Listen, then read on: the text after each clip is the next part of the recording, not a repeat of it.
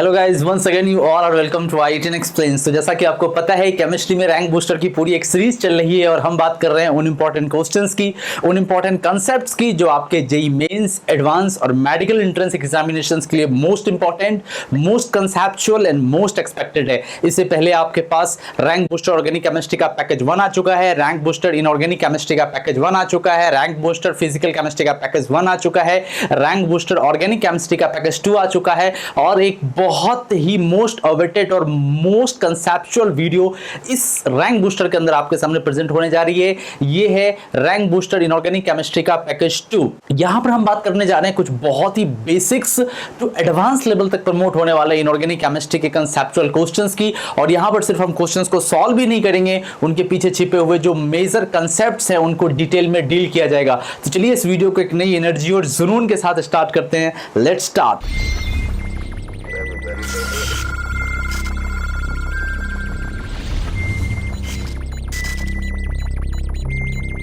Okay guys, rank booster inorganic chemistry का package 2 start करते हैं, लेकिन स्टार्ट करने से पहले मैं आपसे रिक्वेस्ट करूंगा कि close your eyes for 3 to 4 second and totally connect with us.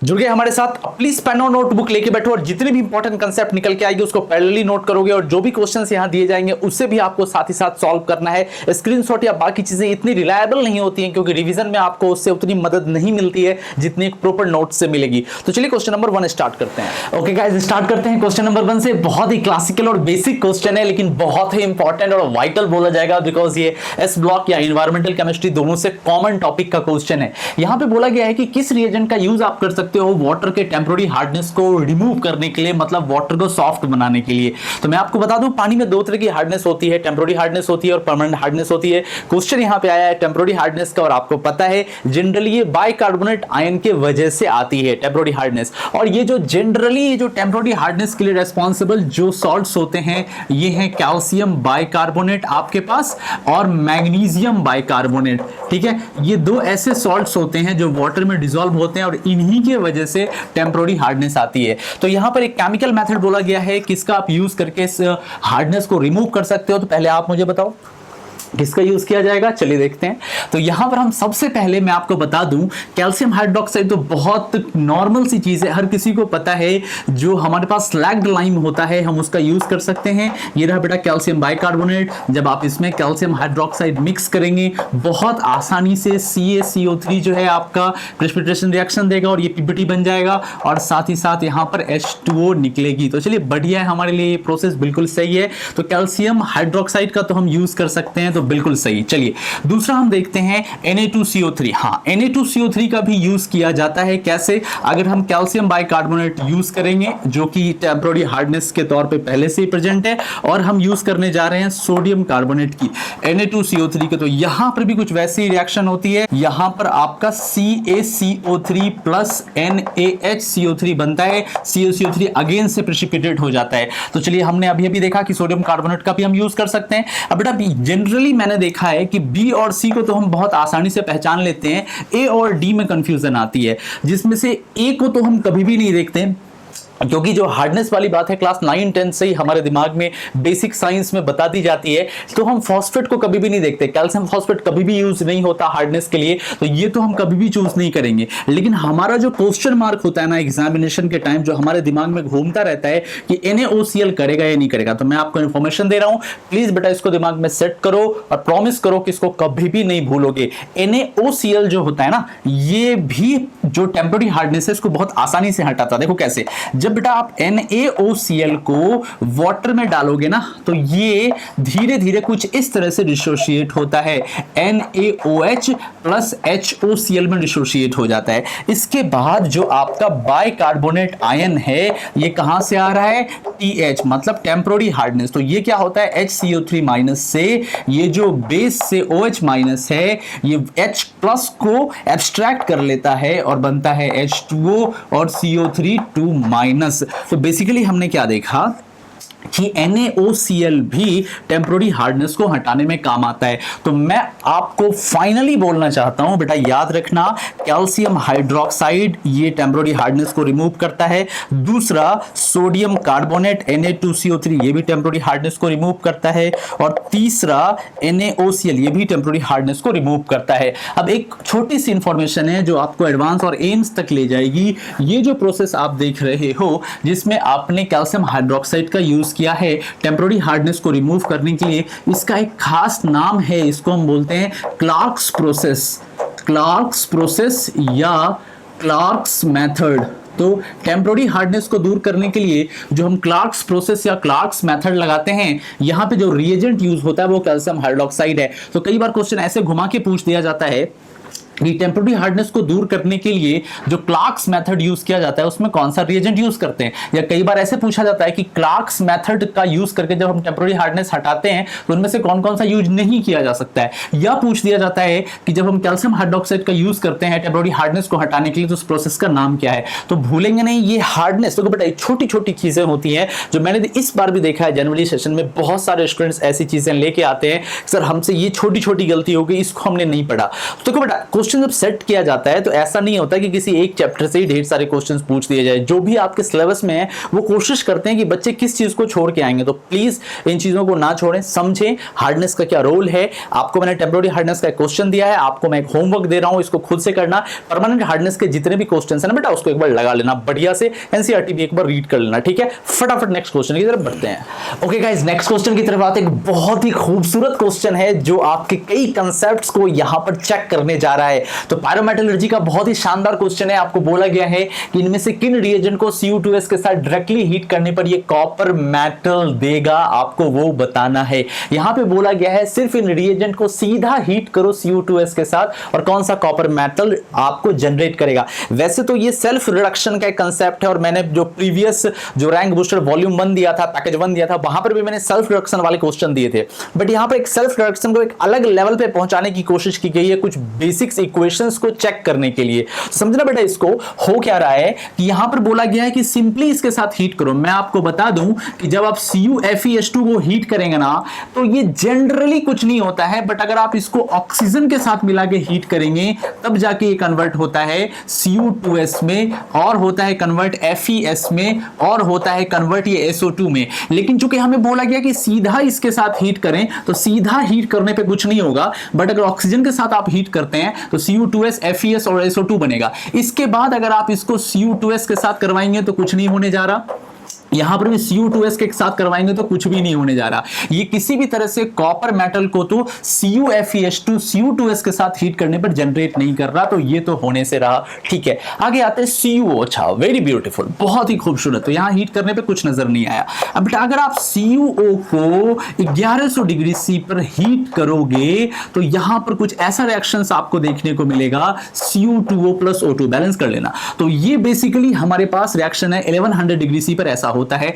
इसके बाद तो हम क्या कर रहे हैं, हीट कर रहे हैं किसको, CuO को Cu2S के साथ। तो हमने हीट किया 1100 पे तो Cu2O + O2 बना। इसके बाद Cu2O जो बना और हमने मिक्स किया था Cu2S, ये जब आप इसको हीट करेंगे तो ये ऑटोमेटिकली कॉपर दे देगा और SO2 गैस रिलीज करेगा। तो यहां आपको कॉपर मिल रहा है। तो बिल्कुल सही बात है कि अगर हम CuO के साथ Cu2S को हीट करेंगे तो ये हमें कॉपर दे देगा। चलिए आगे आते हैं। अब हमसे बोला गया कॉपर सल्फेट के साथ, तो बेटा ध्यान से देखना, कॉपर सल्फेट के साथ जब तुम इसको कॉपर सल्फेट को हीट करोगे 720 डिग्री C पे तो ये कन्वर्ट होता है पहले CuO में प्लस SO2 में प्लस O2 में। टेम्परेचर को हम और बढ़ाएंगे तो क्या होगा, CuO, अगेन आपको आगे की कहानी पता है, 720 से और टेम्परेचर आगे बढ़ाते जाएंगे तो 1100 डिग्री C पर फर्नेस में आप पाओगे कि CuO फिर से डिकम्पोज हो गया है Cu2O में और O2 में, मतलब क्यूप्रिक क्यूप्रस में कन्वर्ट हो रहा है। देन आफ्टर आगे आपको पता है Cu2O बन गया और आपने मिक्स क्या किया था, Cu2S प्लस Cu2S, ये क्या दे देगा, कॉपर दे देगा और SO2 दे देगा। तो आप क्लियर देख पा रहे हो कि CuO तो दे रहा है, बिल्कुल दे रहा है, यहां पे देख लो। Cu2O के साथ तो दिक्कत है ही नहीं, Cu2O तो हम बना ही रहे थे, तो Cu2O के साथ हीट करेंगे तो सीधा Cu2O प्लस हो जाएगा Cu2S, दोनों मिलके बना लेगा। ऑब्वियसली यहां पे 2 लगा दे तो ये बना लेगा 6Cu प्लस बना लेगा SO2, तो बिल्कुल आसानी से बन जाएगा। तो Cu2O तो देगा ही बिल्कुल आसानी से, कॉपर सल्फेट भी देगा। कैसे कैसे देगा आप देख लो, 720 पे पहले डिकम्पोज हुआ, फिर 1100 पे फिर से डिकम्पोज हुआ और 1100 पे जाके ये Cu2S से कंबाइन होके कॉपर डिस्चार्ज कर दिया। तो बिल्कुल आसान क्वेश्चन था पायरोमेटलर्जी का यूज करके। जब आप एक्सट्रैक्शन ऑफ कॉपर पढ़ते हो या जब आप रोस्टिंग पढ़ रहे होते हो, कैल्सिनेशन पढ़ रहे होते हो या मेटलर्जी के बेसिक्स पायरोमेटलर्जी के टर्म्स को स्टडी कर रहे होते हो, तो ये सब इक्वेशंस आपको कहीं ना कहीं नजर आते हैं। तो इन्होंने क्या किया है, इस क्वेश्चंस में इन इक्वेशंस का यूज करते हुए एक क्वेश्चन बना दिया। तो ये पायरोमेटलर्जी के कई कंसेप्ट को चेक किया, उम्मीद है आपका सही हुआ होगा। आई थिंक किसी भी तरह का डाउट नहीं रह गया होगा। फटाफट नेक्स्ट क्वेश्चन की तरफ बढ़ते हैं। ओके बेटा, अगले क्वेश्चन की तरफ आते हैं। बहुत ही खूबसूरत पी ब्लॉक का क्वेश्चन है, ग्रुप 17 से उठाया गया है और आपको बोला गया है कि ब्रोमीन वाटर का जब हम रिएक्शन करवाएंगे SO2 के साथ तो ये क्या फॉर्म करेगा। देखो, इसको सॉल्व करने के दो मेथड है। पहला तो अगर आपने रट लिया है, याद कर लिया है, तो आप बहुत आसानी से बोल सकते हो कि सर हमने याद किया है SO2 plus H2O plus Br2 ये मिलके बनाएगा HBr प्लस बनाएगा H2SO4। ओके गुड, अगर आपने याद कर लिया है फिर तो कुछ कहना ही नहीं है, ये रिएक्शन रहा आपका HBr और H2SO4 बनेगा। ऑप्शन नंबर सी करेक्ट है। बट ब्लॉक केमिस्ट्री के अंदर मैं आपको कई वीडियोस दे चुका हूं और मुझे भी पता है और आपको भी पता है ब्लॉक केमिस्ट्री के सारे क्वेश्चंस को याद करना और उसको लंबे टाइम तक दिमाग में रखना ये बहुत ही मुश्किल होता है। तो मैंने इसीलिए आपको इनऑर्गेनिक मैकेनिज्म की कई वीडियो दी है जो आपको डिस्क्रिप्शन में मिल जाएगी। इनऑर्गेनिक मैकेनिज्म, वहां मैंने इसका मैकेनिज्म भी बताया है। इस तरह के केस में जब हैलोजन और वाटर के साथ केसेस आते हैं तो हम कैसे सॉल्व करते हैं। छोटा सा आपको यहाँ पे मैं एग्जाम्पल दूंगा। जैसे कि मान लो मुझे नहीं पता, मुझे रिएक्शन नहीं आता, नो आइडिया, तो क्या करेंगे। आपको पता है यहाँ पर हीट तो दिया हुआ नहीं है, तो जब आप हैलोजन्स को, लेट से यहाँ पे ब्रोमीन है, अगर हम इसको वाटर के साथ मिक्स करेंगे तो आपको पता है क्या होगा, ये बनेगा HBr प्लस बनाएगा HOPr। ठीक है, अब आप समझे। अब ये रहा हमारे पास SO2। अब आपको पता है HBr तो ऑक्सीडाइजर नहीं है, लेकिन HOPr एक बहुत ही बढ़िया ऑक्सीडाइजर है। तो HOPr क्या करेगा, अपना एक नेसेंट ऑक्सीजन सल्फर डाइऑक्साइड को दे देगा और ये कन्वर्ट हो जाएगा किसमें, SO3 में, और क्या बनेगा हमारे पास HBr। अच्छा जी, अब आपको पता है SO3 बहुत ही एसिडिक गैस होती है और एक्शन के अंदर पानी बहुत ज्यादा है, क्योंकि हमसे पहले ही ब्रोमाइन वाटर बोला गया है। तो ये क्या करेगा बेटा, वाटर से मिल लेगा। और आपको पता है नॉन मेटालिक ऑक्साइड जब वाटर से कंबाइन होते हैं तो क्या बनाते हैं, एसिड बनाते हैं, तो H2SO4 बन जाएगा। चलिए अब हम क्या करते हैं, तीनों इक्वेशन को ऐड कर देते हैं। HOPr कैंसिल हो गया, SO3 हमारे पास कैंसिल हो गया। ठीक है, क्या बन गया हमारे पास, इस तरफ आ जाइए, इस तरफ हमारे पास हो गया Br2, ठीक है, प्लस हमारे पास हो गया SO2 प्लस हमारे पास हो गया 2H2O और इधर हमारे पास बच गया H2SO4 और हमारे पास बच गया 2HBr। देखो बेटा, हमने तो कर लिया Br2 plus SO2 plus 2H2O, यहाँ 2H2O लगा दीजिए, H2SO4 और यहाँ पे 2HBr, रिएक्शन कंप्लीटली बैलेंस निकल आया। तो अगर आपको इनऑर्गेनिक मैकेनिज्म पता है, आपको लग रहा होगा इसमें मैकेनिज्म क्या था, बेटा आप वीडियोस को देखो, कई ऐसी चीजें हुई है जहां पर हम आयन एक्सचेंज मैकेनिज्म की बात कर रहे हैं, न्यूट्रलाइजेशन मैकेनिज्म की बात कर रहे हैं, एक्सो एंडो मैकेनिज्म की बात कर रहे हैं। बहुत सारी चीजें उस वीडियोस में बताई गई है, डिस्क्रिप्शन में मिल जाएगा आपको। मैंने फटाफट आपको दिखा दिया कि अगर आपको इक्वेशन याद नहीं है तो भी आप सॉल्व करके बिल्कुल एक बैलेंस इक्वेशन निकाल सकते हो ब्लॉक केमिस्ट्री के अंदर। ठीक है, आगे आते हैं। ओह that's a beautiful question. Why, यहाँ पर एक बहुत ही खूबसूरत सा कंपाउंड दिख रहा है। इससे मिलते जुलते क्वेश्चंस काफी पहले IIT रुड़की जब एग्जाम कंडक्ट करवाती थी तो रुड़की में दिखा है, ये AIPMT में भी कई बार दिखा है, VIT IP जैसे एग्जामिनेशंस में भी ये क्वेश्चन पूछा गया है, JMI MU। एक बहुत ही एवरग्रीन क्वेश्चन है, समझना। पहला मैं क्वेश्चन आपसे ये पूछना चाहता हूँ, ये है क्या। जी हाँ, तो आप बोलोगे सर NSIMe3 का होल थ्राइस है। नहीं, है क्या, हो सकता है आपसे पूछ दिया जाए इस कंपाउंड का IUPAC नाम MCQs के अंदर और 3-4 स्टेटमेंट ऐसे दिए गए हो, तो हम कैसे डिसाइड करेंगे। तो बेटा इसका नाम है, इसको बोलते हैं ट्रिस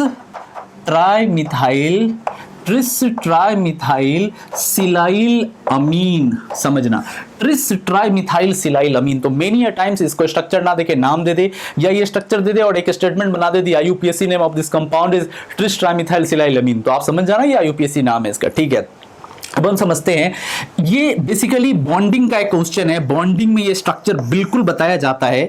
यहां पर मैं आपको डिटेल करना चाहता हूं ये है क्या बेटा। तो यहां पर जो सेंट्रल एटम है वो नाइट्रोजन है और यहां से कनेक्टेड है Si और यहां से मैं थोड़ी सी इसकी स्टीरियोकेमिस्ट्री हटा रहा हूं क्योंकि उससे हमारा यहां क्वेश्चन बनने नहीं जा रहा। यहां पर बेसिक सा इन्होंने बॉन्डिंग का क्वेश्चन पूछा है तो स्टीरियो का रिलेशन यहां पे नहीं है, बॉन्डिंग को हम यहां पर एक्सप्लेन करेंगे, समझना, ठीक है। ये जो आप देख रहे हो ना बेटा, ये बेसिकली ये अमोनिया जैसा ही है, NH3 है। उस H के जगह ना ये आपको यहाँ पे ट्राइमिथाइल सिलाइल ग्रुप लगा हुआ है। अब होता क्या है, एक्चुअली होना चाहिए इसको क्या, sp3 होना चाहिए था और पिरामिडल होना चाहिए था, क्योंकि यहाँ पर एक बॉन्ड पेयर, दो बॉन्ड पेयर और तीन बॉन्ड पेयर है। तो तीन बॉन्ड पेयर और एक लोन पेयर, तो क्या हो गया, ये sp3 होगा और एक लोन पेयर की वजह से पिरामिडल शेप आ जाएगी, जैसा नॉर्मली अमीन और अमोनिया के केस में होता है। बॉन्ड एंगल लगभग में 110 के आसपास आना चाहिए था। तो अगर उस हिसाब से आप देखोगे तो ये बेसिकली आ जाएगा pyramidal with bond angle close to 110 degree. और अगर आप इसको करेक्ट करते हो तो ये ब्लंडर मिस्टेक है, आप ऐसा नहीं कर सकते। होता क्या है, 1970s तक ऐसा माना जाता था कि पिरामिडल ही होगा, लेकिन जब एक्सरे स्पेक्ट्रोस्कोपी या लेजर स्पेक्ट्रोस्कोपी या मॉडर्न एडवांस इलेक्ट्रॉनिक मेजरमेंट के आधार पर देखा गया तो पाया गया कि ये जो बॉन्ड लेंथ है ना, ये सिग्मा बॉन्ड से काफी छोटी है, अमोनिया या अमाइंस वाले बॉन्ड से काफी छोटी है। और इसका bond dissociation energy normal BDE से, जो नाइट्रोजन के साथ सिलिकॉन का बॉन्ड जो डिसोसिएशन एनर्जी होता है उससे काफी ज्यादा है। मतलब कंक्लूजन ये निकला कि ये बॉन्ड ज्यादा छोटा और ज्यादा मजबूत बॉन्ड है। तब जाके पता चला कि रीजन क्या है, जो सिलिकॉन के वैकेंट डी ऑर्बिटल्स हैं, सिलिकॉन के वैकेंट डी ऑर्बिटल्स हैं, इसके साथ नाइट्रोजन का लोन पेयर बैक डोनेशन या बैक बॉन्डिंग कर लेता है। तो रीजन क्या निकला, रीजन ये है कि यहां पर एक बहुत ही powerful p pi d pi back bonding हो रही है। तो p pi d pi back bonding की वजह से ट्रिस ट्राइमिथाइल सिलाइल अमीन का जो नाइट्रोजन का लोन पेयर है वो कंप्लीटली डीलोकलाइज्ड हो जाता है और इसका जो ये आप बॉन्ड लेंथ देख रहे हो काफी छोटा हो जाता है। और ये नाइट्रोजन एक्चुअल में पाया जाता है कि ये sp2 हाइब्रिडाइज्ड है और ये ट्राइगोनल प्लेनर है। और बहुत खूबसूरती की बात यह है कि बॉन्ड एंगल बिल्कुल 120 डिग्री के आसपास पाया जाता है। तो इसका करेक्ट आंसर हो जाएगा कि ट्रिस ट्राइमिथाइल सिलाइल अमीन का लोन पेयर कंप्लीटली डीलोकलाइज्ड हो गया है because of p pi d pi back donation या back bonding. So correct answer हमारे पास निकल के आता है trigonal planar with bond angle close to 120 degree. तो आप अगर इसको टिक करोगे तो बाद में बहुत बहुत बहुत बहुत प्रॉब्लम होगी। ये वेरी वेरी इंपॉर्टेंट क्वेश्चन है, IUPAC नाम मत भूलना, बैक डोनेशन का कंसेप्ट मत भूलना, किस तरीके से बैक डोनेशन होता है, बॉन्ड एंगल 120 डिग्री और sp2 हाइब्रिडाइज्ड कैसे हो जाता है। ठीक है, 1970 और जो साइंटिस्ट ने सबसे पहले पता लगाया था उसका नाम था ऑलरेड ने सबसे पहले इसके बारे में जानकारी दी थी। समझ में आया, किसी भी तरह का कोई डाउट नहीं, मजा आ रहा है, कितने आसान क्वेश्चन है बेटा, बने रहो, ऐसे बहुत सारे बूस्टर आने जा रहे हैं। फटाफट नेक्स्ट क्वेश्चन की तरफ बढ़ते हैं। ओके गाइस, अगले क्वेश्चन की तरफ आते हैं। एक बहुत ही बढ़िया क्वेश्चन है केमिकल बॉन्डिंग का और आपको बोला गया है कि इसमें से लीनियर मॉलिक्यूल कौन सा है। अब अगर आपको आंसर पता है तो दिक्कत है ही नहीं, आप आसानी से बता सकते हैं CO2। और एक बहुत ही बेसिक सा क्वेश्चन है, हमें पता है CO2 लीनियर होता है, पर यहां मैं बाकी के ऑप्शंस को भी डिटेल करना चाहता हूं, तो बहुत ध्यान से देखना। सबसे पहले हम बात करते हैं CO2 की, तो नो डाउट CO2 लीनियर होता है, C double bond O, C double bond O, ये कार्बन आपका sp हाइब्रिडाइज्ड है। तो ये जो बॉन्ड एंगल है ना, ये 180 डिग्री होता है, नो डाउट, किसी भी तरह का डाउट नहीं है। तो आंसर तो हमारा यहीं से निकल आया, लीनियर। लेकिन MCQs होंगे तो उस हिसाब से थोड़ा आपको समझना होगा बाकी के ऑप्शंस में क्या दिक्कत है।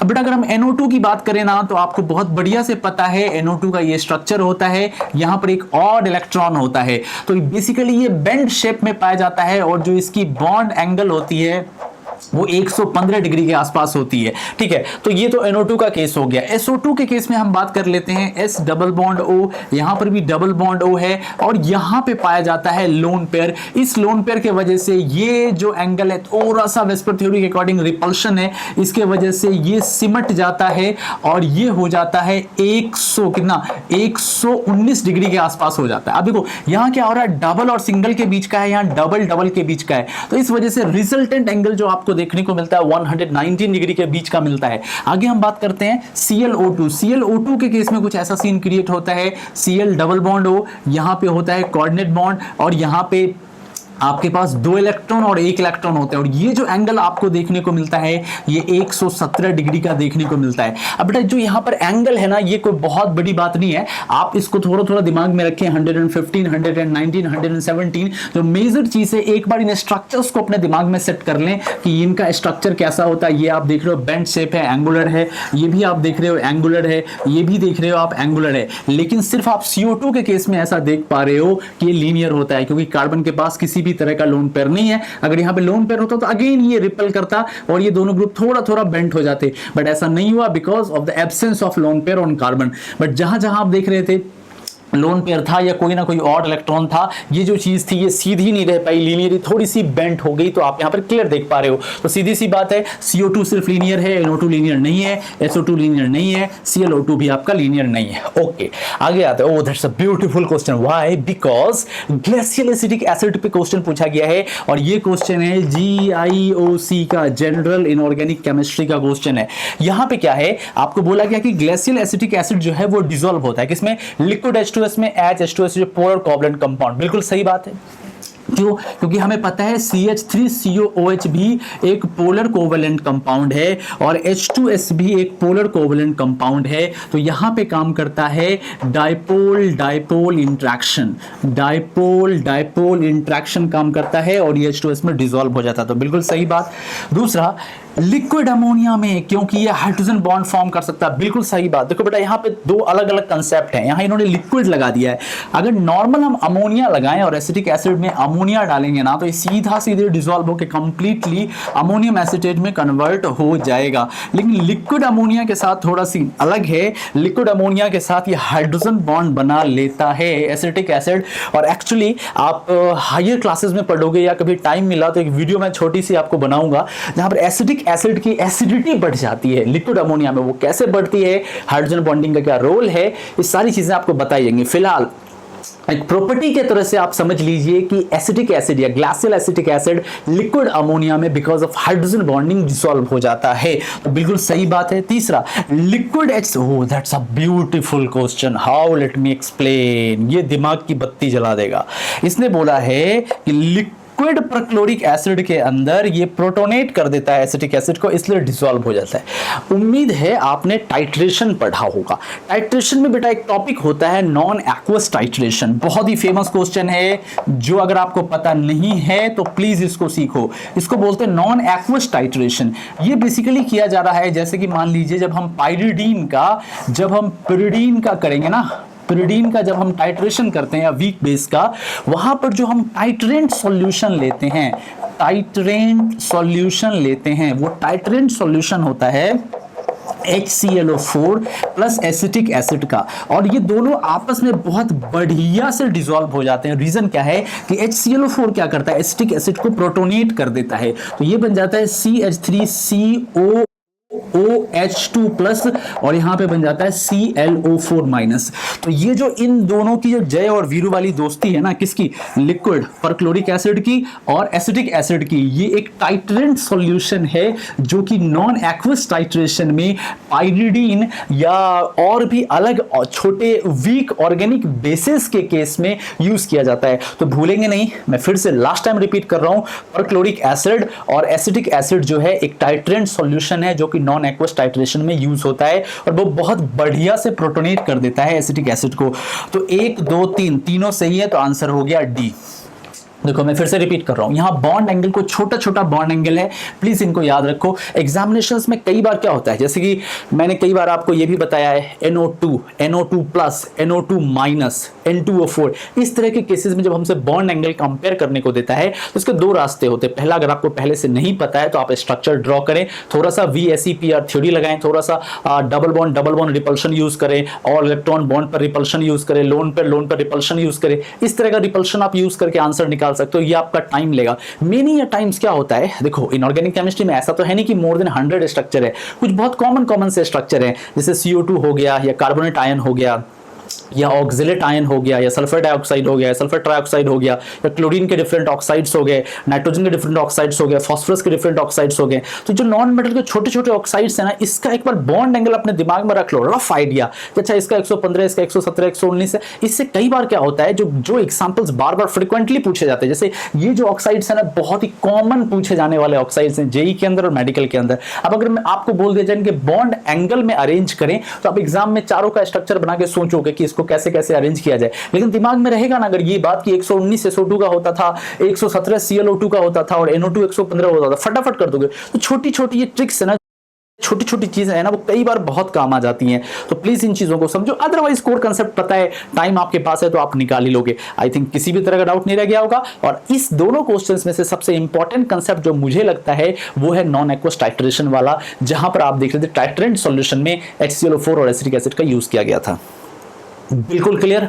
फटाफट नेक्स्ट क्वेश्चन की तरफ बढ़ते हैं। ओके गाइज, नेक्स्ट क्वेश्चन की तरफ बढ़ते हैं। बहुत ही बढ़िया पीरियोडिक टेबल और केमिकल बॉन्डिंग का यूज करके और थोड़ी सी ब्लॉक केमिस्ट्री भी लगाई गई है और आपको 4 स्टेटमेंट दिए गए हैं और आपको बताना है कि हैलोजन के रेस्पेक्ट में कौन सा स्टेटमेंट आपका करेक्ट है। ठीक है, बहुत बढ़िया 4 स्टेटमेंट है, बहुत खूबसूरत समझना। पहला तो इन्होंने दिया है कि बॉन्ड डिसोसिएशन एनर्जी जो है वो हैलोजन्स के केस में उसका ऑर्डर है सबसे ज्यादा chlorine, then bromine, then fluorine और सबसे कम आयोडीन का। ठीक है, ये पहले हम तो वन बाय वन हर एक स्टेटमेंट को डील करते हैं। तो सबसे पहले हम आते हैं हैलोजन्स के केस में। देखो, जनरली हैलोजन्स के केस में जो बॉन्ड डिसोसिएशन एनर्जी है, लेट्स से XX हैलोजन के बीच का जो ये बॉन्ड है, ये 2 बातों पर डिपेंड करती है। पहला तो ये डिपेंड करती है बॉन्ड लेंथ के ऊपर। तो बॉन्ड लेंथ जितना कम होगा, इसकी बॉन्ड डिसोसिएशन एनर्जी उतनी ज्यादा होगी। अच्छा, दूसरी बात ये डिपेंड करता है हैलोजन्स के केस में इंटर इलेक्ट्रॉनिक रिपल्शन, इसके बीच में जो रिपल्शन काम कर रहा है, तो रिपल्शन जितना ज्यादा होगा बॉन्ड डिसोसिएशन एनर्जी उतनी कम होगी। तो 2 फैक्टर रिस्पॉन्सिबल होते हैं हैलोजन्स के केस में कि बॉन्ड लेंथ सिर्फ छोटा होने से भी नहीं चलेगा, क्योंकि रिपल्शन बहुत ज्यादा इनके बीच में होगा, जिसकी वजह से बॉन्ड लेंथ, जो बॉन्ड एनर्जी है वो कम हो जाएगी, बॉन्ड आसानी से टूट जाएगा। तो सिर्फ एक फैक्टर के अकॉर्डिंग देखा जाए, अगर सिर्फ हम बॉन्ड लेंथ के अकॉर्डिंग देखते हैं तो ऑर्डर आना चाहिए F2 Cl2 Br2 और I2।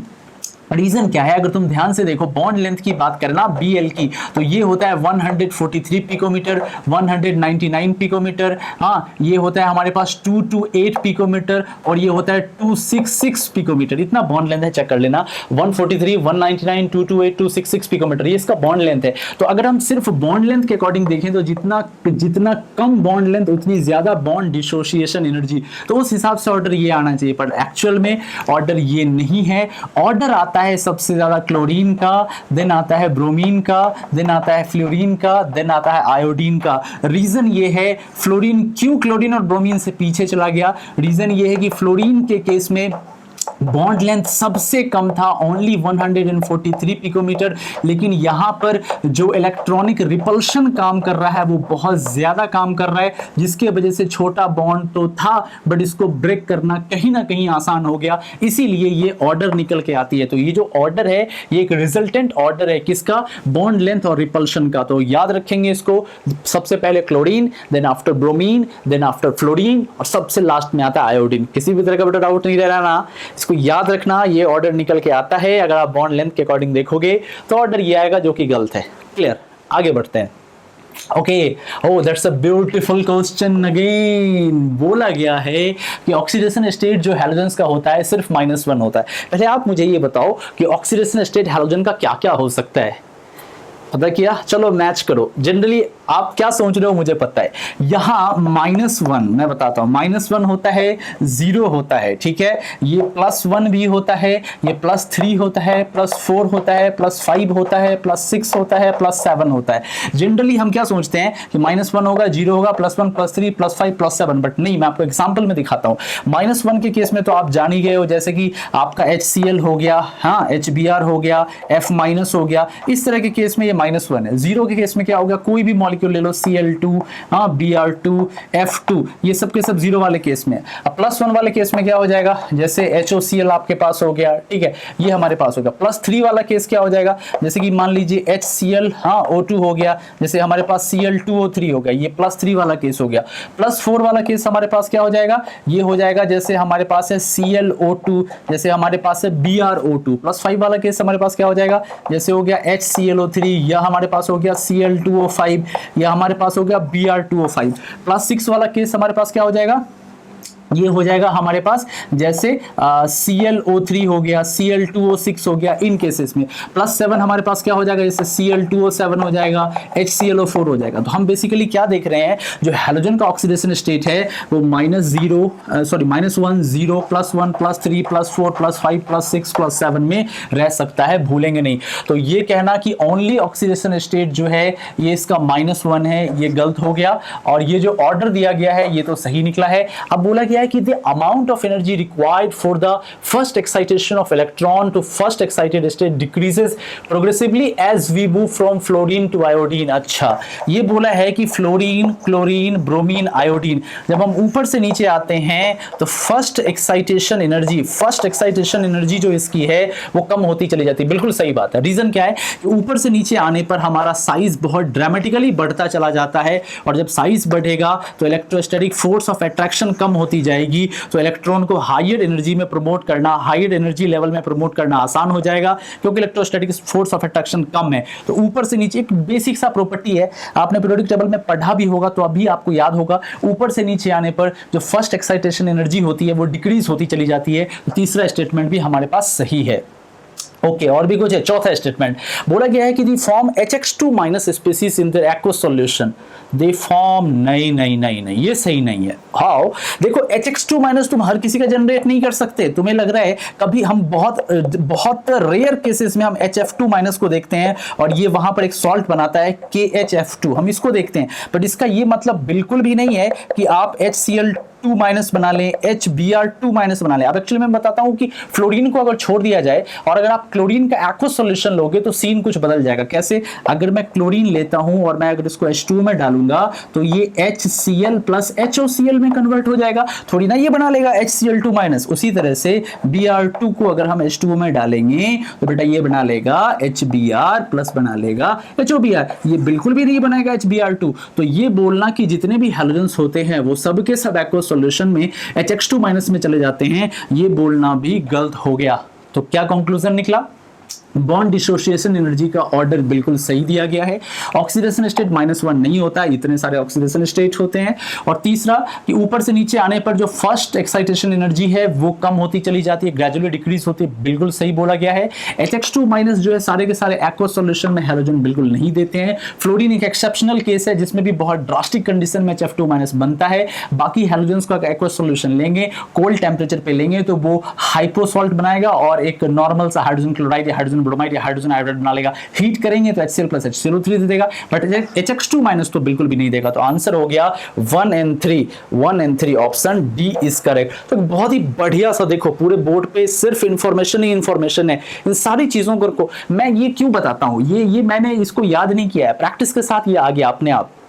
जब मैं 12th में था तो मैं भी ऐसी छोटी छोटी चीजें देखा करता था, तो वो अपने आप दिमाग में सेट हो जाता था। अगर आप केमिस्ट्री से थोड़ी सी मोहब्बत दिखाओगे ना तो ये डेटाज अपने आप आपके दिमाग में हमेशा के लिए सेट हो जाएंगे। वो किसका बॉन्ड लेंथ कितना है, किसका बॉन्ड एंगल कितना है, किसका बॉन्ड ऑर्डर कितना है, किसका बॉन्ड डिसोसिएशन एनर्जी कैसे, छोटी छोटी बातें होती है बेटा जो आपको केमिस्ट्री से ना धीरे धीरे आपकी जो मोहब्बत है ना उसको बढ़ाती चली जाती है। तो इन चीजों को याद रखेंगे। फटाफट कुछ और शानदार क्वेश्चंस को लेते हैं। ओके गाइस, अगले क्वेश्चन की तरफ आते हैं। बहुत ही क्लासिकल क्वेश्चन है केमिकल बॉन्डिंग का, और आपको पता है अगर आपने हमारी बेंट रूल वाली वीडियो देखी होगी तो ये 10 सेकंड के अंदर आप बता सकते हो। नहीं तो मैं थोड़ा हिंट आपको यहां देने जा रहा हूं, जो मेन मुद्दे की बात है वो अपन कर लेंगे। यहां पे यहां बोला गया है कि PBr3F2 के केस में कौन सा स्टेटमेंट करेक्ट है। तो आपको पता है ये PCl5 हो या PBr3F2 हो या PCl3F2 हो या व्हाटएवर, इस तरह के केसेस में जो इसका हाइब्रिडाइजेशन होता है वो sp3d होता है, और जो ज्योमेट्री आती है वो TBP ज्योमेट्री आती है, मतलब ट्राइगोनल बाइपिरामिडल ज्योमेट्री आती है। अब देखो बेटा, अगर आपको पता नहीं है तो PCl5 के केस में तो दिक्कत आपको नहीं आती, ऐसा कुछ सीन क्रिएट होता है और यहां से 2 Cl होते हैं, 2 Cl होते हैं। ये जो 3 Cl देख रहे हो हम इसको बोलते हैं इक्वेटोरियल क्लोरीन, और जो 2 ऊपर वाले Cl है ना इनको बोलते हैं एक्सियल। तो ये है एक्सियल, एक्सियल, और ये 3 है इक्वेटोरियल। एक्सियल बॉन्ड थोड़ा ज्यादा लंबा होता है और इक्वेटोरियल थोड़ा कम होता है, इसीलिए जब आप इसको हीट करोगे, अगर कोई हमसे पूछता है कि इसको हीट करने पे क्या होगा, और अगर हमें दे दे कि ये 35 है, ये 35 है, ये 35 है और ये 37 क्लोरीन है, तो क्लोरीन जो 37 है ना, 37 क्लोरीन जो है इसका Cl2 हमारे पास रिलीज होगा, ना कि ये वाला 35 वाला क्लोरीन रिलीज होगा। ऐसी बहुत सारी चीजें जो बेंड रूल पे बेस्ड है। चलिए क्वेश्चन पे आते हैं। इन्होंने बोला PbR3F2 के केस में क्या होगा, तो बेंट रूल में कंक्लूजन क्या निकलता है बेटा कि अगर ट्राइगोनल बाइपिरामिडल ज्योमेट्री है तो जो मोर इलेक्ट्रोनेगेटिव एटम होता है वो हमेशा एक्सियल पोजीशन पे रहना पसंद करता है, और जो लेस इलेक्ट्रोनेगेटिव एटम होता है वो इक्वेटोरियल पोजीशन पे रहना पसंद करता है। इसके पीछे का क्या लॉजिक है, क्या मैथमेटिक्स है? यस, बिल्कुल सही सुन रहे हो, mathematics cos theta is equal to S/S-1, जहां S परसेंटेज S कैरेक्टर है। हमने प्रूव किया है बिल्कुल डिटेल में उस वीडियो के अंदर। मैं डायरेक्टली कंक्लूजन पे आया और मैंने आपको बताया जो मोर इलेक्ट्रोनेगेटिव एटम होते हैं ना बेटा वो एक्सियल पोजीशन पे रहना पसंद करते हैं, और लेस जो होते हैं वो इक्वेटोरियल पे रहते हैं। सिमिलरली अगर लोन पेयर आपके पास आता है तो लोन पेयर इक्वेटोरियल पोजीशन पे रहना पसंद करेगा। हम इस पे भी बात करेंगे, तो फटाफट आते हैं इस केस में। तो PbR3F2 तो क्या हो जाएगा, ब्रोमीन और फ्लोरीन में फ्लोरीन ज्यादा इलेक्ट्रोनेगेटिव है तो क्या हो जाएगा, कम हमारा यहाँ पे ब्रोमीन है, तो Br Br Br ये इक्वेटोरियल पोजीशन बनाएंगे 3 ब्रोमीन, और जो फ्लोरीन है थोड़े से लंबे एक्सियल पोजीशन पे आ जाएंगे। ये रहा हमारे पास फ्लोरीन। तो क्वेश्चन चलिए अब ऑप्शन पे देखते हैं। तो both fluorine occupy axial position, पहला ही निकल गया सही, और ये ऑब्वियसली ये रॉन्ग है। Fluorine axial, both F occupying axial position, नहीं एक इसमें इक्वेटोरियल होगा, इक्वेटोरियल पोजीशन, तो ये गलत हो गया। और 1F एंड 1Br नहीं, ये भी गलत हो गया। तो मतलब दोनों जो फ्लोरीन है वो हमेशा एक्सियल पोजीशन पे रहना पसंद करेंगे, इक्वेटोरियल पे नहीं रहेगा, एक्सियल इक्वेटोरियल पे नहीं रहेगा। क्लियर, बिल्कुल क्लियर। तो फिर से मैं रिपीट कर रहा हूं, मोर इलेक्ट्रोनेगेटिव एक्सियल और लेस इलेक्ट्रोनेगेटिव इक्वेटोरियल पोजीशन पे रहेगा। आपको डिटेल वीडियो आ चुकी है, मैं फिर से बोल रहा हूं, जाके देख लेना बेंट रूल की, ठीक है। आगे आते हैं, हमसे पूछा गया है कि इनमें से कौन सा रिएक्शन जो है वो लीस्ट फिजिबल है। अब आपको लग रहा होगा इसमें कौन सी बड़ी बात है, मैं बता रहा हूं एक भयानक कंसेप्ट है यहाँ पे जो बिल्कुल नेगेटिव आपका करवा सकता है। पहले क्वेश्चन पे आते हैं, जो हो रहा है या नहीं हो रहा उसको चेक करते हैं। लिथियम कार्बोनेट, आपको पता है एल्कलाई मेटल के कार्बोनेट्स में सिर्फ एक लिथियम कार्बोनेट ही ऐसा कार्बोनेट है जो कि ऑर्डिनरी टेम्परेचर पे, जनरल टेम्परेचर पे हीट करने पर डिकम्पोज हो जाता है। Sodium carbonate, potassium carbonate, rubidium carbonate, caesium carbonate, इन कार्बोनेट्स को आप हीट करोगे तो ये आसानी से डिकम्पोज नहीं होते हैं, बहुत रेयर है, मेल्ट डाउन हो जाते हैं, पिघल जाते हैं पर ब्रेक नहीं होते। तो इस कंडीशंस में अगर हम लिथियम कार्बोनेट की बात करें तो लिथियम कार्बोनेट एक ऐसा कार्बोनेट है जो हीट करने पर टूट जाता है, और इसका रीजन है फजान्स रूल। इसका रीजन है फजान्स रूल। मैं बता चुका हूं पहले भी कि लिथियम कार्बोनेट डायगोनल रिलेशनशिप दिखाता है Mg के साथ, तो लिथियम कार्बोनेट और मैग्नीशियम कार्बोनेट तो इसमें तो बात ही नहीं है। Beryllium, magnesium, calcium, strontium, barium ये सब तो टूटते ही हैं, लेकिन एल्कलाई मेटल में सिर्फ लिथियम कार्बोनेट, बहुत छोटा सा लिथियम का साइज है, कार्बोनेट के क्लाउड को अपनी तरफ अट्रैक्ट करता है, कोवेलेंट कैरेक्टर इंक्रीज हो जाता है, जिसकी वजह से ये आसानी से डिसोशिएट हो जाता है, ठीक है। तो ये सही है। दूसरा कि लिथियम का रिएक्शन ऑक्सीजन के साथ, एयर के साथ करवाने पर लिथियम ऑक्साइड बनता, बिल्कुल ये भी सही बात है। हाँ, मैं आपको समझाता हूं। देखो बेटा, हमारे पास जो एल्कलाई मेटल में लिथियम होता है ना, ये एयर के साथ रिएक्शन करता है और रेड फ्लेम के साथ जलता है। ये रेड फ्लेम के साथ जलेगा और Li2O बनाएगा, बिल्कुल सही बात, ये Li2O बनाता है, रेड फ्लेम के साथ जलता है, ठीक है। अब हम आते हैं सोडियम के साथ। सोडियम का रिएक्शन जब ऑक्सीजन के साथ होता है ना बेटा, तो मेजर प्रोडक्ट में आता है सोडियम पेरोक्साइड। इसके अलावा पोटेशियम का रिएक्शन अगर ऑक्सीजन के साथ करवाएंगे, KO2 पोटेशियम सुपर ऑक्साइड बनेगा।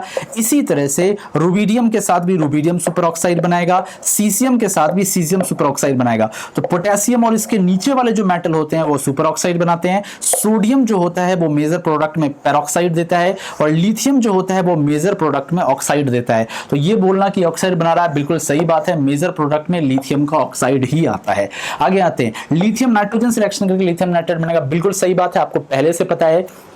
कि एल्कलाई मेटल में लिथियम ही एक ऐसा मेटल है जो ऑर्डिनरी टेम्परेचर पे, मैं बात कर रहा हूं कमरे के ताप पे, रूम टेम्परेचर पे, सिर्फ लिथियम ही एक ऐसा मेटल है जो नाइट्रोजन गैस के साथ रिएक्ट करता है और नाइट्राइट बनाता है। इसके अलावा बाकी एल्कलाई मेटल जनरली कमरे के टेम्परेचर पे रिएक्ट नहीं करते हैं, बहुत एलिवेटेड टेम्परेचर पे ड्रास्टिक कंडीशन में रिएक्ट करते हैं। बट अगर हमको पूछता है कि नाइट्रोजन से कौन सा मेटल रूम टेम्परेचर पे रिएक्ट कर सकता है, रूम टेम्परेचर पे, फिर से बोल रहा हूं रूम टेम्परेचर पे, तो वो आंसर होगा लिथियम। तो लिथियम और मैग्नीशियम आसानी से नाइट्रोजन से रिएक्ट करते हैं। तो यहाँ लिथियम है, डायगोनल मैग्नीशियम के साथ है, तो Mg के साथ रिलेशन दिखा रहा है, सो ये नाइट्रोजन से रिएक्ट कर लिथियम नाइट्राइट बना रहा है, सही है। ओके, डी, ये एक भयानक ऑप्शन है, मैं बता रहा हूं कैसे। आपको ये तीन पहले ही सही दिख चुके हैं, तो आंसर तो चौथा ही होगा, बट यहां पर समझने वाली बात है। हाँ देखो बेटा, जो हमारे पास एसिटिलीन होते हैं ना, ये एसिटिलीन ही है, फिनाइल एसिटिलीन लगा के आपको डराने की कोशिश की गई है, दैट्स ऑल। तो ये जो एसिटिलीन होते हैं ना बेटा, ये एसिटिलीन, ये हाइड्रोजन अगर आप रिप्लेस करना चाहोगे, सोडियम रखोगे तो सोडियम एसिटालाइट बन जाएगा, पोटेशियम रखोगे तो पोटेशियम एसिटालाइट बन जाएगा, सब कुछ होता है, सोडियम, पोटेशियम, रुबिडियम, सबके साथ रिएक्शन बहुत आसानी से होती है। लेकिन लिथियम के साथ ये बंदा बहुत आसानी से रिएक्शन नहीं दिखाता। रीजन है इसका, मैं बताता हूं क्या। देखो, लिथियम के साथ रिएक्शन होने के लिए ना दो कंडीशन है। पहला कंडीशन होती है इसकी आयोनाइजेशन एनर्जी, जो कि बहुत हाई है, बहुत हाई है इसकी आयोनाइजेशन एनर्जी, और दूसरा होता है hydration energy, hydration energy.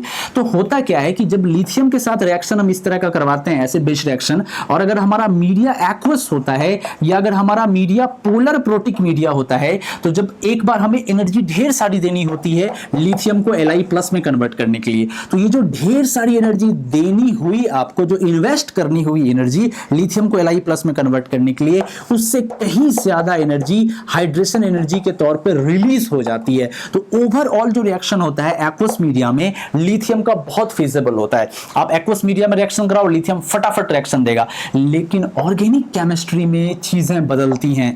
Organic chemistry में क्या होता है, पानी नहीं होता है, यहां पे कोवेलेंट कंपाउंड होते हैं, और ये कंप्लीटली यहां पे नॉन पोलर जैसा केस होता है। तो होता क्या है कि जब हम लिथियम को एनर्जी दे रहे हैं, हमने लिथियम प्लस बना दिया। अब जो लिथियम प्लस बनाना, यहां पे H2O मॉलिक्यूल नहीं है, इस केस में पानी बिल्कुल भी नहीं है। तो पानी नहीं होने की वजह से यहां पर हाइड्रेशन एनर्जी जो है आपकी एब्सेंस है। तो होता एक्चुअली क्या, कंक्लूजन क्या निकला कि लिथियम के केस में रिएक्शन बहुत बढ़िया तब हो सकती है जब हमारे पास एक्वस मीडिया हो, हमारे पास प्रोटिक मीडिया हो, पानी जैसा मीडिया हो, अल्कोहल जैसा मीडिया हो। लेकिन जब अगर हम एसिटिलीन लेते हैं, मिथाइल एसिटिलीन लेते हैं, फिनाइल एसिटिलीन लेते हैं, उन कंडीशंस में लिथियम आसानी से रिएक्शन नहीं करता है। रीजन ये है क्योंकि यहां पर बहुत ही ज्यादा सिर्फ और सिर्फ आपको आयोनाइजेशन एनर्जी देनी होगी, हाइड्रेशन एंथैल्पी या हाइड्रेशन एनर्जी का कोई रोल ही नहीं है, क्योंकि मीडिया यहां पर ऑर्गेनिक है, आपका यहां पर वाटर या एक्वस मीडिया या अल्कोहलिक मीडिया नहीं है। इसीलिए लिथियम के साथ ये रिएक्शन लीस्ट फिजिबल होता है। ये था इसका रीजन, तो ये लीस्ट फिजिबल होगा। एक्चुअली इस तरह के क्वेश्चंस में क्या होता है कि बच्चों को वो चेक करते हैं कि बाकी का तीन चीज आता है या नहीं आता, चौथा चीज बच गया तो चौथा ही ऑप्शन होगा। लेकिन अगर मैं इसी क्वेश्चन को बता देता कि इसमें से नॉट कर देता या करता मैक्सिमम फिजिबल कर देता, या मैं फिजिबिलिटी का ऑर्डर बता देता, या मैं अरेंज करने के लिए दे देता, तब आपको लॉजिक लगाना होता कि इस चौथे ऑप्शन के साथ क्या हो रहा है। उम्मीद है ये एक एक्सक्लूसिव कंसेप्ट आपको बहुत बढ़िया से समझ में आया होगा। फटाफट नेक्स्ट क्वेश्चन की तरफ बढ़ते हैं। ओके गाइस, नेक्स्ट क्वेश्चन की तरफ आते हैं। बहुत ही बढ़िया और बहुत ही बेसिक ग्राउंड लेवल का मेंस और नीट का क्वेश्चन है। हमसे पूछा गया है कि बॉन्ड डिसोसिएशन एनर्जी का क्या ऑर्डर होगा। तो सीधी सी बात है, हमें पता है कि बॉन्ड ऑर्डर जितना ज्यादा होगा, बॉन्ड डिसोसिएशन एनर्जी उतनी ज्यादा होगी। बहुत सीधा सा रिलेशन है। तो चलिए हम समझते हैं। अब इस पूरे का कॉन्फ़िगरेशन लिख के फॉर्मूला लगाना 1/2 NB - NA, ये बहुत मुश्किल का काम है। तो मैंने आपको शॉर्टकट एक बताया है बॉन्ड ऑर्डर निकालने का। क्या शॉर्टकट है नहीं पता है तो याद रखना 3 - 0.5 N। ठीक है, 3 - 0.5 N। N is equal to क्या है, ये डिफरेंस है किससे, 14 इलेक्ट्रॉन से कितने इलेक्ट्रॉन ज्यादा या कम है ये आपको पता करना है। तो O2 में टोटल इलेक्ट्रॉन कितने हो गए 16। तो बॉन्ड ऑर्डर क्या आ जाएगा 3 - 0.5 इंटू ये 14 से कितने इलेक्ट्रॉन ज्यादा है 2 इलेक्ट्रॉन, तो ये हो गया 3 और 1 तो इज इक्वल टू हो गया 2। तो इसका आ गया बॉन्ड ऑर्डर 2। अब देखो O2 प्लस में कितने इलेक्ट्रॉन हो गए 8 × 2 16 और एक चला गया हो गया हमारे पास 15। तो इसका बॉन्ड ऑर्डर क्या आ जाएगा 3 -0.5। अब 14 और 15 के बीच में कितने का डिफरेंस है? 1 का। 14 से जितना डिफरेंस है उसको ले लो, ठीक है, मैग्नीट्यूड लेना है, प्लस माइनस नहीं लेना, सिंपल मैग्नीट्यूड ले लेना है। तो ये हो गया 2.5 इसका बॉन्ड ऑर्डर। अच्छा यहां आ जाते हैं, ये हो जाएगा 16 और एक इलेक्ट्रॉन ज्यादा ले लो तो ये हो गया 17। कितने का डिफरेंस है? 14 से 3 का डिफरेंस है, तो 3 - 0.5 और क्या हो जाएगा हमारे पास? 3 का डिफरेंस है ना, तो ये हो जाएगा 3, तो हमारे पास हो गया 1.5, तो ये हो गया 1.5 आ गया। O2 2 माइनस, तो ये कितना हो जाएगा? 16 to 18 हो जाएगा, 18 मतलब 4 का डिफरेंस, तो ये हो जाएगा 3 - 0.5 × 4, तो 3 - 2 = 1। तो बॉन्ड ऑर्डर क्या आ गया हमारे पास? सबसे ज्यादा बॉन्ड ऑर्डर जिसका होगा उसका बॉन्ड डिसोसिएशन एनर्जी सबसे ज्यादा होगा।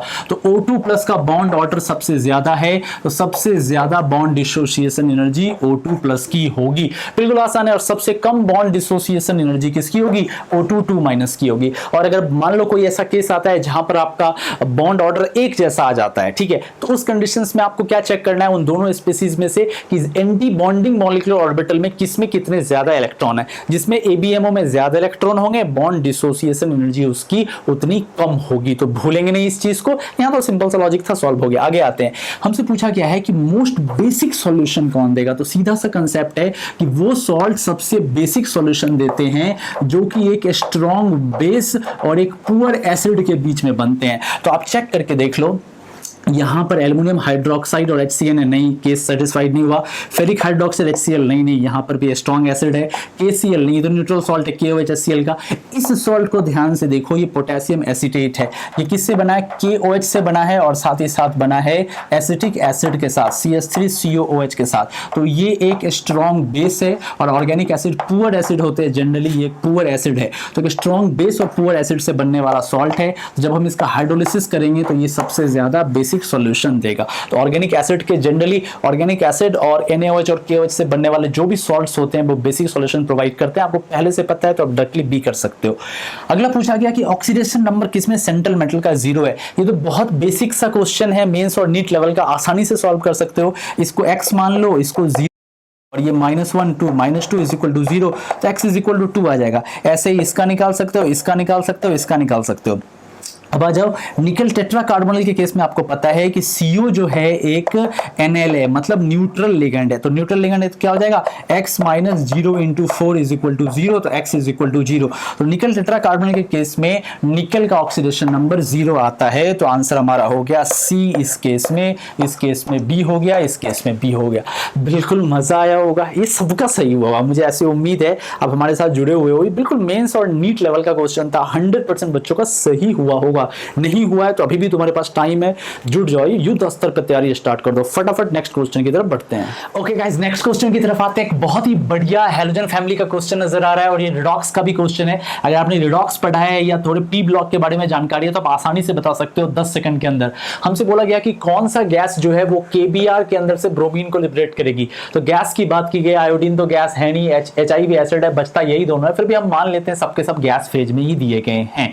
तो क्या होगा, आपको पता है कि अगर हम KX कोई सॉल्ट लेते हैं, X यहां पर हैलोजन है, तो कौन सा दूसरा X डैश हैलोजन आएगा जो इस X को हटा सकता है। ये डिपेंड करता है कि ये कितना पावरफुल ऑक्सीडाइजिंग एजेंट है। और आपको पता है फ्लोरीन सबसे पावरफुल ऑक्सीडाइजर है, देन क्लोरीन है, देन ब्रोमीन है, देन आयोडीन है। तो अगर यहां पे जो हैलोजन है उससे पावरफुल हैलोजन अगर हम यूज करेंगे तो ये इस हैलोजन को हटा सकता है। तो अब आइए, यहां पे कौन सा हैलोजन दिया गया है भाई साहब? यहां पर ब्रोमीन दिया गया है। तो ब्रोमीन से पावरफुल कोई हैलोजन हम ले लें, मतलब अगर हम क्लोरीन और फ्लोरीन ले लेते हैं तो ब्रोमीन को हटा देगा। तो क्लोरीन लेंगे तो ऑब्वियसली हटा देगा, आयोडीन नहीं हटा सकता है, SO2 के साथ कोई भी रिएक्शन नहीं होगी, HI के साथ रिएक्शन नहीं होगी। तो सीधा सा आंसर निकल के आता है क्लोरीन। उम्मीद है ये ऑक्सीडाइजर वाला प्रिंसिपल आपको पता होगा, तो बेटा आपका सही हुआ होगा। ये बहुत ही बढ़िया क्वेश्चन है और आज के टॉप 15 क्वेश्चन में से टॉप 3 क्वेश्चन में से है। हमसे बोला गया है कि ऑर्थोबोरिक एसिड के बारे में कौन सा स्टेटमेंट करेक्ट है। तो बेटा ऑर्थोबोरिक एसिड हम बोलते हैं H3BO3 को। मैं समझाने के लिए अभी आप इसको लिखूंगा, इसको BOH का होल थ्राइस, समझना। पहला है कि बोला गया कि एक वीक एसिड है वाटर में ड्यू टू सेल्फ आयोनाइजेशन। नहीं, गलत बात है। वीक एसिड जरूर है बट इसका सेल्फ आयोनाइजेशन नहीं होता है। क्यों? क्योंकि अगर आप बोरिक एसिड को पानी में डालोगे ना तो ये लुईस एसिड के जैसा काम करता है। ये बेसिकली अगर मैं पानी को HOH लिखूं तो ये क्या करता है, एक OH को और अपने से कनेक्ट कर लेता है और ये BOH4- बनाता है और H+ देता है। तो ये एक वीक एसिड जरूर है पर ये जो इसका सेल्फ आयोनाइजेशन की बात की गई ना, इसका सेल्फ आयोनाइजेशन नहीं होता है। जैसे आप एसिटिक एसिड का देखते हो, HCl HBr का देखते हो, HCN का देखते हो, उस तरह का वो सेल्फ आयोनाइजेशन आपको ऑर्थोबोरिक एसिड में देखने को नहीं मिलता है। ये लुईस एसिड का जैसा काम करता है, पानी से एक OH ले लेता है और पानी का H+ आपको देता है। देखो कितनी चालाकी बड़ी काम कर रहा है ये अपना H+ नहीं दे रहा, पानी का H+ दे रहा है, पानी से OH लेके। बहुत खूबसूरती वाली रिएक्शन है, समझ ही गए होगे। आगे आते हैं। बोला है कि एसिडिटी ऑफ एक्वस सॉल्यूशन इस एसिड का decreases increases upon adding ethylene glycol. Yes, ये भी बिल्कुल सही बात है। कॉमन सा ये एक छोटा सा एक्सपेरिमेंट भी आपने देखा होगा अपने हाई स्कूल के अंदर, फिर भी मैं आपको समझा रहा हूं कि जो ये इथिलीन ग्लाइकोल काम क्या करता है। देखो, जब हम एक्वस सॉल्यूशन में बोरिक एसिड को डाल रहे हैं ना तो बोरिक एसिड क्या बना रहा है ये समझो। ये बना रहा है BOH, ये ऐसा कुछ बना रहा है BOH का होल 4- ये बना रहा है ना। ठीक है, अब क्या होता है कि जैसे ही आप एक्वस सॉल्यूशन के अंदर ग्लाइकोल डालते हो ना, ये एक स्टेबल कॉम्प्लेक्स बन जाता है। कैसे? HOOH, वैसे यहां से HOOH। तो होता क्या है बेसिकली, यहां पर HOH गया, यहां से भी आपका OH गया, OH गया, और हो क्या रहा है, ये बन रहा है BOOO, यहां से माइनस। ये जो बनाना बेटा, ये एक स्टेबल कॉम्प्लेक्स बन जाता है। तो होता क्या है कि जब हम ग्लाइकोल ऐड करते हैं ऑर्थोबोरिक एसिड के एक्वस सॉल्यूशन में, तो ग्लाइकोल क्या करता है, एक स्टेबल कॉम्प्लेक्स बना लेता है। तो जैसे जैसे ये स्टेबल होता चला जाएगा, रिएक्शन ऑटोमेटिकली फॉरवर्ड डायरेक्शन में बढ़ने लगेगी, और रिएक्शन जैसे जैसे फॉरवर्ड डायरेक्शन में बढ़ेगी, ढेर सारे H+ आयन लिबरेट होंगे, और जितने ज्यादा H+ आयन लिबरेट होंगे, एसिडिटी अपने आप बढ़ती चली जाएगी। तो कंक्लूजन ये निकला कि अगर हम ऑर्थोबोरिक एसिड के एक्वस सॉल्यूशन में ग्लाइकोल यूज करते हैं तो वो एसिडिटी को इंक्रीज कर देता है। मतलब बिल्कुल सही बात है, पहला गलत हो गया था। ठीक है, अब it has 3D structure due to H bonding. देखो बोला तो सही है, H बॉन्डिंग तो होती है पर इसका स्ट्रक्चर 3D स्ट्रक्चर नहीं होता है, ये प्लेनर शीट स्ट्रक्चर होता है, प्लेन शीट लाइक स्ट्रक्चर होता है, शीट लाइक स्ट्रक्चर होता है। सो ये कहना कि 3D स्ट्रक्चर है इसका गलत है, प्लेन शीट लाइक स्ट्रक्चर होता है। वीक इलेक्ट्रोलाइट वाटर में बिल्कुल सही बात है, अभी मैंने आपको बोला इसका सेल्फ आयोनाइजेशन नहीं होता है, तो वीक इलेक्ट्रोलाइटिक इन वाटर में है, तो ये भी सही है। इसका करेक्ट आंसर हो जाएगा B और D, A और C गलत हो गया। ओके, बहुत ही बढ़िया और अंतिम क्वेश्चन है, ध्यान से देखना। अंतिम क्वेश्चन है, विदाई हो रही है इस क्वेश्चन की, इस रैंक बूस्टर 2 पैकेज 2 की। हमसे बोला गया कि पिरामिडल शेप किसका किसका होता है। सबसे पहले हम समझते हैं SO3 का। SO3 का ऐसा होता है, हम सबको पता है, इसका शेप होता है ट्राइगोनल प्लेनर, तो पिरामिडल तो इसका नहीं होगा। BRF3 में बेटा ऐसा कुछ होता है, ये रहा BR, ये रहा F, और इसके एक इक्विटोरियल पोजीशन पे लोन पेयर हैं। 2 फ्लोरीन एक्चुअली यहां लगने चाहिए, रिपल्शन की वजह से थोड़े से फ्लोरीन झुक गए हैं। ये रहा फ्लोरीन, इसको हम बोलते हैं bent T shape. Bent T shape बिल्कुल सही, तो बेंट टी शेप है। पिरामिडल फिर से नहीं हुआ तो गया। SiO3 2- नहीं, ये सिंपल सा जैसा कार्बोनेट है वैसा ही सिलिकेट है, वैसे ही पॉलीमरिक फॉर्म में होता है। मैं मोनोमरिक फॉर्म में दिखाऊं तो SiO माइनस, और सिलिकेट है, ये भी आपका ट्राइगोनल प्लेनर है। This is also trigonal planar, just like carbonate के जैसा यहाँ पे C होता है उसी ग्रुप का है, तो ऑब्वियसली ट्राइगोनल प्लेनर होगा। बस फर्क इतना है कि कार्बोनेट मोनोमर में होता है, सिलिकेट बिल्कुल ये सबके सब एक दूसरे से जुड़े हुए होते हैं, तो ये पॉलीमरिक फॉर्म में होता है। जो भी हो, ये भी नहीं हुआ। आगे OSO2, that's a beautiful compound. देखो OSF2 क्या होता है बेटा, इसको हम बोलते हैं thionyl fluoride. This is known as thionyl fluoride, और इसका स्ट्रक्चर कुछ ऐसा होता है, यहां पे आपका S है और ये हो गया डबल बॉन्ड O, यहां से F, यहां से F हो गया। ठीक है, तो ये जो है ना, ये ट्राइगोनल प्लेनर के रूप में ना पाया जाके पिरामिडल फॉर्म में पाया जाता है और ये वाला एंगल जो है 106.6 डिग्री होता है और ये 92.6 डिग्री होता है। तो ये सिंगल एक ऐसा केस है जिस केस में आप देख रहे हो थायोनाइल फ्लोराइड में ये जस्ट लाइक एक पिरामिडल के रूप में पाया जाता है। जस्ट वैसा ही अमोनिया जैसा ये स्ट्रक्चर है, सेंट्रल एलिमेंट है, एक बॉन्ड पर इधर दिख रहे हैं, एक बॉन्ड पर इधर दिख रहे हैं, एक बॉन्ड पर इधर दिख रहे हैं और एक लोन पेयर जो है वो पिरामिड के जैसा ऊपर नजर आ रहा है। वैसे भी ये तीनों नहीं हुए तो बचा तो यही है, इस लॉजिक से भी हम निकाल सकते हैं। अदरवाइज आपको डिटेल स्ट्रक्चर देखना था थायोनाइल फ्लोराइड का तो ये रहा आपके पास स्ट्रक्चर। उम्मीद है बेटा आपको ये सारे क्वेश्चंस बहुत बढ़िया से समझ में आए होंगे। देखो इनऑर्गेनिक केमिस्ट्री एक ऐसा सब्जेक्ट है जहां पे बहुत ज्यादा प्रैक्टिस की जरूरत होती है, बहुत कुछ आपको समझना होता है, लॉजिक्स को बहुत बढ़िया से समझना होता है क्योंकि ये ज्यादा टफ क्वेश्चंस नहीं पूछे जाते हैं। बट जो बेसिक्स और ग्राउंड लेवल है ना वो आपका बहुत साउंड होना चाहिए क्योंकि कितने भी क्वेश्चंस की डिफिकल्टी लेवल को इंक्रीज किया जाए जरूरी मैंने देखा है इसमें कुछ ना कुछ ऐसा जरूर होता है जो काफी बेसिक से रिलेटेड होता है। तो प्लीज बेसिक्स को ना भूलें, एडवांस लेवल तक, एम्स लेवल तक प्रमोट करें कांसेप्ट्स को। उम्मीद है ये रैंक बूस्टर आपके लिए काफी हेल्पफुल रहा होगा। और एक बात मैं आपको और बता दूं, जो हमने पहले रैंक बूस्टर दिया था हमारे प्लेलिस्ट में आपको रैंक बूस्टर दिख जाएगा फॉर जेईई मेंस और नीट एंड एडवांस के लिए। जो रैंक बूस्टर का प्लेलिस्ट है ना उस प्लेलिस्ट के अंदर जितने भी वीडियोस हैं उन वीडियोस को भी आप एक बार एग्जाम से पहले देख के जाओगे। तो फटाफट मिलते हैं एक नेक्स्ट रैंक बूस्टर की सीरीज में। तब तक जो मैं हर वीडियो में बोलता हूं, पढ़ते रहिए, आगे बढ़ते रहिए। Thank you very much, have a nice day.